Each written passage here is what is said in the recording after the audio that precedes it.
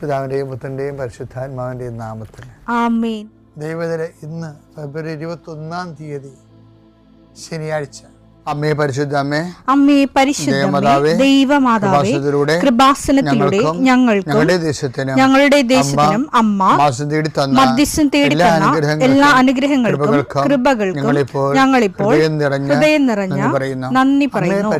അമ്മേ പരിശുദ്ധമേ, ദൈവമാതാവേ, 2004 ഡിസംബർ 7 ഉച്ചകഴിഞ്ഞ് 2:30 കൃപാസനത്തിൽ സംഭവിച്ച അമ്മയുടെ പ്രത്യക്ഷപ്പെടലിനെ കുറിച്ച് തിരുസഭയ്ക്ക് സമർപ്പിച്ചിരിക്കുന്ന പഠനരേഖകളുടെ സഭാത്മകമായ പഠനം ആരംഭിക്കുവാൻ ഞങ്ങൾ പ്രാർത്ഥിക്കുന്നു. അമ്മേ പരിശുദ്ധമേ, ഭൂസ്വർലോകങ്ങളുടെ രാജ്ഞിയായ അങ്ങേയ്ക്ക് ഭൗമസംരക്ഷണത്തിനായി പ്രപഞ്ചപ്രകൃതിയെ തന്നെ തിരുസഭ പ്രതിഷ്ഠിക്കുവാൻ ഈ പ്രത്യക്ഷീകരണം വഴി ഇടയാക്കണമേ. പരിശുദ്ധമേ, ജപമാല മാതാവേ, സകല കൃപാസനം പ്രാർത്ഥനയോടും ചേർത്ത് ഞങ്ങളിപ്പോൾ പ്രാർത്ഥിക്കുന്ന ഈ കുടുംബത്തിന്റെ പ്രത്യേക നിയോഗം പറ മക്കളെ.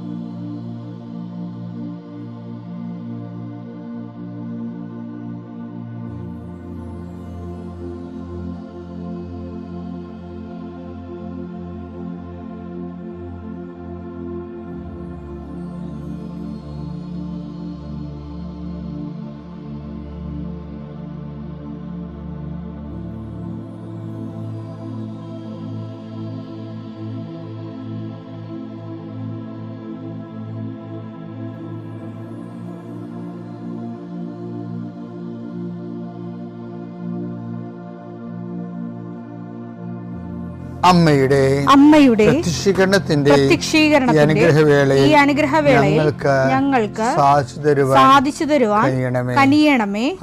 ആമേൻ. വിശ്വാസ പ്രമാണം. സർവശക്തനായ പിതാവും ആകാശത്തിന്റെയും ഭൂമിയുടെയും സൃഷ്ടാവുമായ ദൈവത്തിൽ ഞാൻ വിശ്വസിക്കുന്നു. അവിടുത്തെ ഏകപുത്രനും ഞങ്ങളുടെ കർത്താവുമായ ഈശോമിശിഹായിലും ഞാൻ വിശ്വസിക്കുന്നു. ഈ പുത്രൻ പരിശുദ്ധാത്മാവിനാൽ ഗർഭസ്ഥനായി കന്യകാമറിയത്തിൽ നിന്ന് പിറന്ന് പൊന്തിയോസ് പീലാത്തോസിന്റെ കാലത്ത് പീഡകൾ സഹിച്ച് കുരിശിൽ തറയ്ക്കപ്പെട്ട് മരിച്ച് അടക്കപ്പെട്ട് പാതാളങ്ങളിൽ ഇറങ്ങി മരിച്ചവരുടെ ഇടയിൽ നിന്ന് 3-ാം നാൾ ഉയർത്ത് സ്വർഗത്തിലേക്ക് എഴുന്നള്ളി സർവശക്തിയുള്ള പിതാവായ ദൈവത്തിന്റെ വലതുഭാഗത്തിരിക്കുന്നു. അവിടെ നിന്ന് ജീവിക്കുന്നവരെയും മരിച്ചവരെയും വിധിക്കുവാൻ വരുമെന്നും ഞാൻ വിശ്വസിക്കുന്നു. പരിശുദ്ധാത്മാവിലും ഞാൻ വിശ്വസിക്കുന്നു.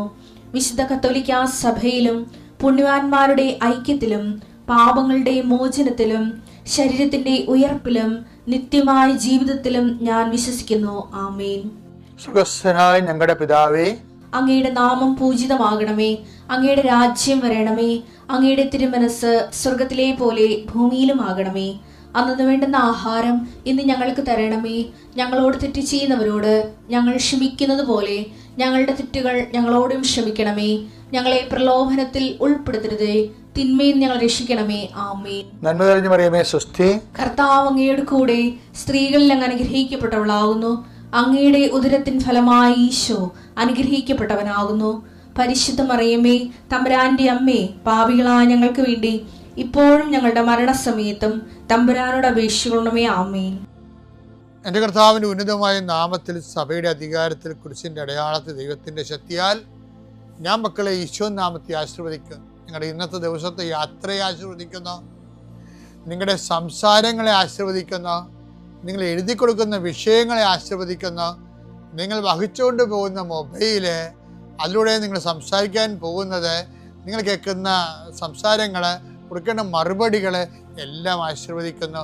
നിങ്ങൾ കൈമാറുന്ന രേഖകൾ, വാങ്ങിക്കുന്ന രേഖകൾ, കാത്തിരിക്കുന്ന രേഖകൾ, നിങ്ങൾ പ്രതീക്ഷിക്കുന്ന ഡേറ്റുകൾ കർത്താവിൻ്റെ നാമത്തിൽ ആശീർവദിക്കുന്നു.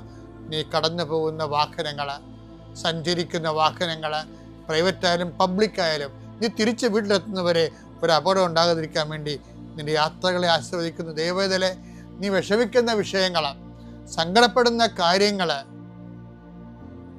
ഏത് വിഷയത്തിന് വേണ്ടിയാണ് നീ വേദനിക്കണത്, അതെല്ലാം മാതാവ് ഏറ്റെടുക്കുന്നതിന് വേണ്ടി 40 വർഷം ഞാൻ അർപ്പിച്ച കുർബാനയുടെ യോഗ്യതയാൽ കൃപാസന അൾത്താറെ ജീവനോടെ പ്രത്യക്ഷപ്പെട്ട മാതാവിൻ്റെ മധ്യസ്ഥത്താൽ നിന്റെ കണ്ണീനിരകളെ ഏറ്റെടുക്കുകയും നിന്നെ ആശ്വസിപ്പിക്കുകയും സാക്ഷ്യം പറയാൻ നിന്നെ ബലിഷ്ഠമാക്കുകയും ചെയ്യട്ടെ. നിത്യം പിതാവും പുത്രനും പരിശുദ്ധാത്മാവിനും ആമേൻ. എൻ്റെ പ്രിയപ്പെട്ടവരെ, നമ്മൾ ഈ ദിവസങ്ങളിൽ ഇവനാരാണ്, കാറ്റും കടലും പോലും ഇവനെ അനുസരിക്കുന്നല്ലോ. അപ്പോൾ ക്രിസ്തുവിനെ കുറിച്ചുള്ള അനുഭവങ്ങളിലേക്ക് അനുഭവങ്ങളുടെ അറിവുണ്ടാകാൻ വേണ്ടി ക്രിസ്തു തന്നെ നമ്മളെ നിർബന്ധിച്ച് ഇരുട്ട് കടലിലേക്ക് തള്ളിവിടുന്നത് നമ്മൾ കണ്ട്. പിന്നെ ഇന്നലെ നമ്മൾ കണ്ടത് നമ്മുടെ ചുറ്റുമുള്ള ജനങ്ങളെ ക്രിസ്തുവിനെക്കുറിച്ച് എന്ത് പറയുന്നു, ഞാൻ ആരാണെന്ന് ജനങ്ങൾ പറയുന്നത്. അപ്പം ജനങ്ങൾ പറഞ്ഞാലും ഇന്നലെ 10 ദിവസത്തിൻ്റെ 2 ദിവസം 3 പറഞ്ഞില്ലേ, എന്താ പറഞ്ഞത്? ക്രിസ്തുവിനെക്കുറിച്ചുള്ള അറിവിൽ നീ മരണം വരെ വളരണമെന്ന്. ജനങ്ങളങ്ങനെ പലതും പറയും, പക്ഷെ നിനക്ക് കൃത്യമായ അറിവിൽ ബോധ്യവും ഉണ്ടാകണം. അറിവ് ഇങ്ങനെ വളർന്നുകൊണ്ടേയിരിക്കുമെന്നാണ് 10 ദിവസത്തിൻ്റെ വചനത്തിൽ നമുക്ക് ഇന്നലെ മനസ്സിലായത്. ഇന്നിപ്പോൾ പറയണത് നേരെ ചോദ്യം നമ്മുടെ മുഖത്തേക്ക് വരിക. എന്താ പറയണത്? മത്തായി 16:15 അവൻ അവരോട് ചോദിച്ചു, എന്നാൽ ഞാൻ ആരെന്നാണ് നിങ്ങൾ പറയുന്നത്? ഇത് നമ്മൾ മരണം വരെ ഓരോ ദിവസവും ഇന്നലെ കണ്ടതുപോലെ, അതായത് ഞാൻ അപ്പൊ 10 ദിവസം ഒരു ഉത്തരം പറയും, നീ ജീവനുള്ള ദൈവത്തിന്റെ പുത്രനായ ക്രിസ്തുവാണ്. അപ്പൊ 10 ദിവസം പറഞ്ഞത് നീ ജീവനുള്ള ദൈവത്തിന്റെ പുത്രനായ ക്രിസ്തുവാണ്. പക്ഷെ അത് 10 ദിവസത്തിൻ്റെതായിട്ട് ഈശോ അത് അംഗീകരിക്കണില്ല. ഈശോ പറയണ്ട, എന്റെ പിതാവാണ് നിനക്ക് ഇത് വെളിപ്പെടുത്തി തന്നത്. അതാണ് 10 ദിവസത്തിന്റെ ആടെ ഈശോ അത് അംഗീകരിക്കണില്ല. ഈശോ പറഞ്ഞ എന്താണ്? ഇപ്പൊ നീ ജീവനുള്ള ദൈവത്തിന്റെ പുത്രനായ ക്രിസ്തുവാണെന്നൊക്കെ പറയുമ്പോഴും 10 ദിവസം പറയും അത് വെളിപാടാണ്, എനിക്ക് നീയാണ് ഈ അപ്പോസ്തലന്മാരുടെ കൂട്ടത്തിൽ അധികാര സ്ഥാനം തരേണ്ട ആളെന്ന് എനിക്ക് മനസ്സിലായി. അത് ഈശോയ്ക്ക് ഒരു ചെറിയ കൺഫ്യൂഷൻ ഉണ്ടായിരുന്നു. 12 അണ്ണന്മാരുണ്ടല്ലോ, 12 അണ്ണന്മാർ വന്നിട്ട് ഇവരിൽ സീനിയർ ഒക്കെ പറഞ്ഞു കഴിഞ്ഞാൽ അന്ത്രയോസിനാണ് താക്കോൽ കൊടുക്കേണ്ടത്. അന്ത്രയോസാണ് ആദ്യം വന്ന കക്ഷി. അന്ത്രോസ് പോയി 10 ദിവസം വിളിച്ചോണ്ട് വരികയാണ്. 10 ദിവസം വിളിച്ചോണ്ട് വന്നതിന് ഇപ്പൊ താക്കോൽ കൊടുക്കേണ്ട അവസ്ഥ വന്നിരിക്കുകയാണ്. അതെന്തും ആയിക്കോട്ടെ. പക്ഷേ വിദ്യാഭ്യാസവും കുറച്ച് വിവരം കൊണ്ടൊക്കെ ഉള്ളത് യോഹന്നാനെയാണ്. അടിപൊളി സുവിശേഷമില്ല, കണ്ടില്ലേ? 2000 കൊല്ലം കഴിഞ്ഞിട്ടും വായിച്ചു പിന്നെയും ആഴങ്ങളിലേക്ക് പോവുകയാണ് യോഹന്നാൻ. അപ്പം അറിവ് ഇപ്പം ഇന്നത്തെ രീതിയാണെങ്കിലൊക്കെ അറിവ് നോക്കാനാണെങ്കിൽ യോഹന്നാനെയാണ് ശരിക്കും പറഞ്ഞാൽ താക്കോൽസ്ഥാനം കൊടുക്കേണ്ടത്. പക്ഷെ ഈശോ പറഞ്ഞ് താക്കോൽ സ്ഥാനം തരേണ്ടത് അധികാരം അപ്പനാണ് തീരുമാനിക്കണമെന്ന് പറഞ്ഞു. അത് ഈശോയുടെ ഒരു നിലപാടാണത്. ഞാനല്ല, നിനക്ക് പണ്ട് സെബദി പുത്രന്മാരോടും പറയുമ്പോൾ എന്താ പറയണത്? ഞാനല്ല, എൻ്റെ ഇടത്തോ വലത്തോ ഇരിക്കുന്നത് ആരാണെന്ന് തീരുമാനിക്കുന്നത് അപ്പനാണെന്ന് പറയും, പിതാവായ ദൈവമാണെന്ന് പറയും. അതെന്നെ ഇപ്പോഴും പറഞ്ഞിരിക്കണത്. അപ്പയോട് ചോദിക്കണം, അപ്പ ഇതിൽ ആരാണ് 12 പേരിൽ ഒന്നാമൻ ആരാണെന്ന് ചോദിക്കും. എന്താണ് അതറിയാൻ വേണ്ടിയാണ് ഈശോ ചോദ്യം എടുത്തത്. അതായത് അധികാരം വരണത് ഈശോയെക്കുറിച്ചുള്ള അറിവിലൂടെയാണ് വരണത്. പക്ഷെ ഈ അറിവെന്ന് പറയണത് പുസ്തകം വായിച്ച ഗവേഷണം നടത്തുന്ന അറിവല്ല. അഭിഷേക വിധി പ്രകാരമുള്ള അറിവുണ്ട്. പുസ്തകം വായിക്കുന്നതും ഗവേഷണം നടത്തുന്ന അറിവ് തന്നെയാണത്, ബേസ്മെൻ്റാണ്. പക്ഷെ അതുകൊണ്ട് കൊടുക്കാൻ പറ്റത്തില്ല, വായിച്ചാൽ മനസ്സിലാക്കിയിരിക്കാന്നേ ഉള്ളൂ. മറ്റേ അഭിഷേക വിധി പ്രകാരം അറിവെന്ന് പറഞ്ഞു കഴിഞ്ഞാൽ അവന് ഈ ചൂട് പൊട്ടറ്റോ കിട്ടിയ പോലെയാണ്. അത് കൈ വെച്ചുകൊണ്ടിരിക്കാൻ പറ്റത്തില്ല, അവൻ അപ്പത്തിന് ആർക്കും കൊടുക്കും. അതുപോലെ കൈമാറ്റം ചെയ്യും. അതാണ് ഈ ലൈബ്രറി നോളജിൻ്റെ പ്രശ്നം. കൈമാറ്റം ചെയ്യാൻ പാടായിരിക്കും.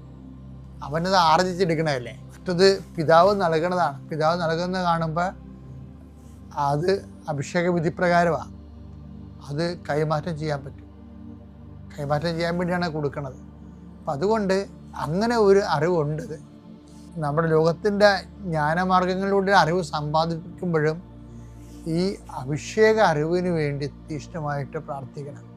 അതായത് ക്രിസ്തു എല്ലാവർക്കും എല്ലാമാണെന്ന് പറഞ്ഞൊരു വചനമുണ്ട്. അപ്പോൾ ക്രിസ്തു എല്ലാവർക്കും എല്ലാമാണ്. കൊളോസ്യസ് 3:11. ഇവിടെ ഗ്രീക്കുകാരനെന്നോ യഹൂദനെന്നോ പരിച്ഛേദനെന്നോ അപരിച്ഛേദനെന്നോ അപരിഷ്കൃതനെന്നോ സിഥിയനെന്നോ അടിമയെന്നോ സ്വതന്ത്രനെന്നോ വ്യത്യാസമില്ല.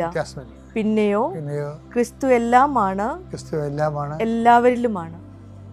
ക്രിസ്തു എല്ലാമാണ്, എല്ലാവരിലുമാണ്. എന്ന് വെച്ച് കഴിഞ്ഞാൽ ക്രിസ്തുവിൽ ഒരു മനുഷ്യന് ആവശ്യമായ എല്ലാം ഉണ്ട്. പിന്നെ എന്താണ്, എല്ലാത്തരം മനുഷ്യരും ക്രിസ്തു സംരംഭനാണെന്നുള്ളതാണ്. അപ്രോച്ചബിളാണ്, അപ്രിഹെൻഡഡ് ആണ്. അപ്പം ക്രിസ്തുവിനെ കുറിച്ചുള്ള ഈ പ്രാതിഭാസിക ജ്ഞാനമില്ലേ, അതിൻ്റെ ആ പ്രക്രിയകളോട് തന്നെ ഇങ്ങനെ ഗ്രോത്ത് ചെയ്തുകൊണ്ടേയിരിക്കും. അപ്പോൾ ഓരോരുത്തർക്കും ഉള്ള അവരുടെ കപ്പാസിറ്റി അനുസരിച്ചാണ്, കഴിവനുസരിച്ചാണ്. അവിടെ നിന്ന് ഓരോരുത്തർക്കും തൻ്റെ കഴിവനുസരിച്ചെന്നല്ലേ കർത്താവ് പറയണത്. മത്തായി 25:15 എടുത്തേ. അവൻ ഓരോരുത്തന്റെയും കഴിവനുസരിച്ച് ഒരുവന് 5 താലന്തും മറ്റൊരുവന് 2 വേറൊരുവന് 1 കൊടുത്ത ശേഷം യാത്ര പുറപ്പെട്ടു. അപ്പം ഈ നമുക്ക് ദൈവം നൽകുന്ന മോഡ് ഓഫ് ഗിവിങ് അങ്ങനെയാണ്. ക്രിസ്തുവിനെ കുറിച്ചുള്ള അറിവ് ഇതുപോലെയാണ്. അവനവൻ്റെ കഴിവനുസരിച്ചാണ്. അവൻ്റെ കഴിവെന്ന് പറയുന്നത് എന്താണ്? അവനവൻ്റെ ദൈവസ്നേഹം, അവനവൻ്റെ വിശ്വാസം, അവനവൻ്റെ പ്രത്യാശ, അവന് വേണ്ടിയുള്ള അവനവൻ്റെ സാക്ഷ്യ ജീവിതം, അവനവൻ്റെ കൈമാറ്റം, പ്രവേഗം. കർത്താവിന് കൈമാറണം എന്നുള്ള പ്രവേഗമുള്ളവനാണ്, അതിൻ്റെ ആണ് കഴിവെന്ന് പറയുന്നത്. അതനുസരിച്ച് അവൻ കർത്താവിന് അവന് അഭിഷേകം കിട്ടിക്കൊണ്ടിരിക്കും. അപ്പം ഞാൻ ആരാണെന്നാണ് നിങ്ങൾ പറയുന്നതെന്ന് ചോദിച്ചു കഴിഞ്ഞാൽ, നമ്മൾക്ക് ഇന്ന് പറയണതായിരിക്കും നാളെ പറയണത്. ഇന്ന് ക്രിസ്തുവിനെ കുറിച്ച് നിൻ്റെ അനുഭവം ആയിരിക്കത്തില്ല അടുത്ത കൊല്ലം ഈ നാളിലുള്ള അനുഭവം. നിൻ്റെ അനുഭവങ്ങൾ ഒന്ന് തന്നെയാണെങ്കിൽ നീ ഒരു പോക്കീസ്, സംശയമില്ല. ദൈവം പഠിപ്പിക്കാത്ത വ്യക്തി ശമയോൻ മാംസമോ രക്തമോ അല്ല, എൻ്റെ സുഖസ്ഥനായ പിതാവാണെന്ന് നിന്നെ വെളിപ്പെടുത്തിയെന്ന് പറഞ്ഞില്ലേ. അപ്പോഴ് ശമയോനോടത് പറഞ്ഞെങ്കിലേ അവൻ്റെ അറിവിനെ അടിസ്ഥാനപ്പെടുത്തിയാണ് പറയണത്.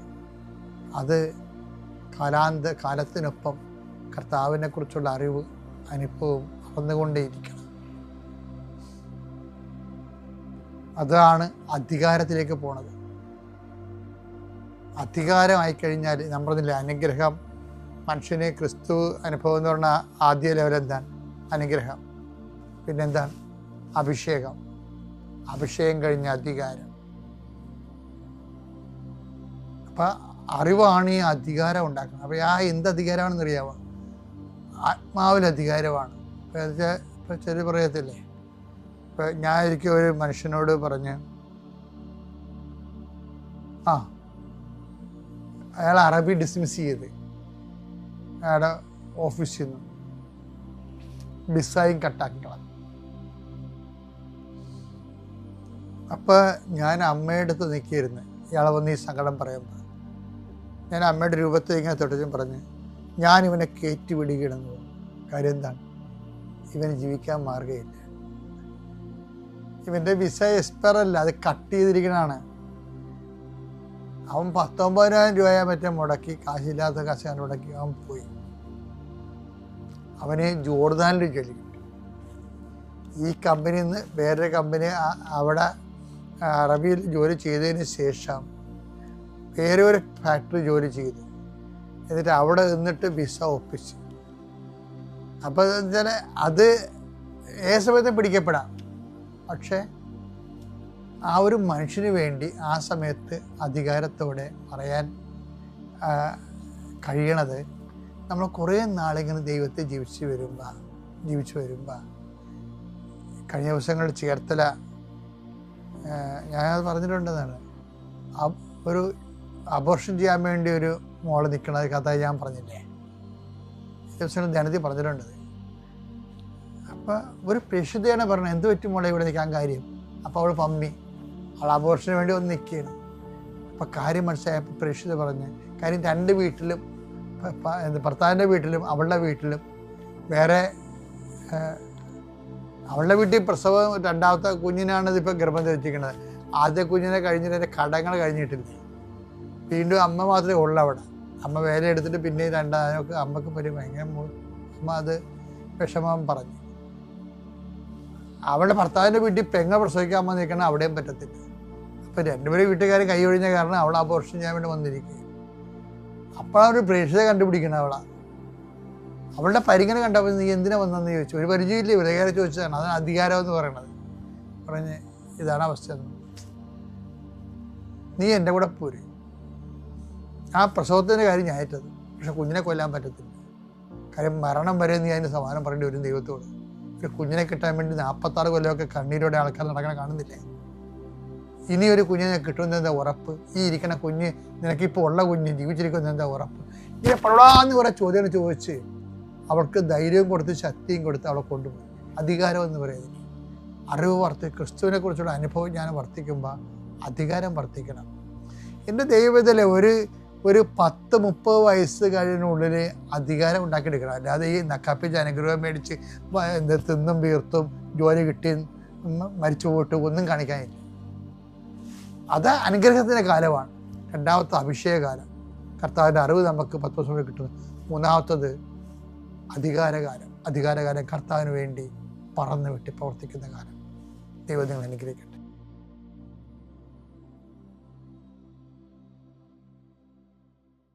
അത്യപൂർവ ദൈവാനുഭവങ്ങൾ ഇനി നിങ്ങൾക്കും സ്വന്തം. ഈ യൂട്യൂബ് ചാനൽ ഇതുവരെ സബ്സ്ക്രൈബ് ചെയ്തിട്ടില്ലെങ്കിൽ ഇപ്പോൾ തന്നെ സബ്സ്ക്രൈബ് ചെയ്യുക. ഈ വീഡിയോ ഇപ്പോൾ തന്നെ നിങ്ങളുടെ സുഹൃത്തുക്കൾക്ക് ഷെയർ ചെയ്തുകൊണ്ട് കർത്താവിൻ്റെ പ്രേക്ഷിതരാകുക.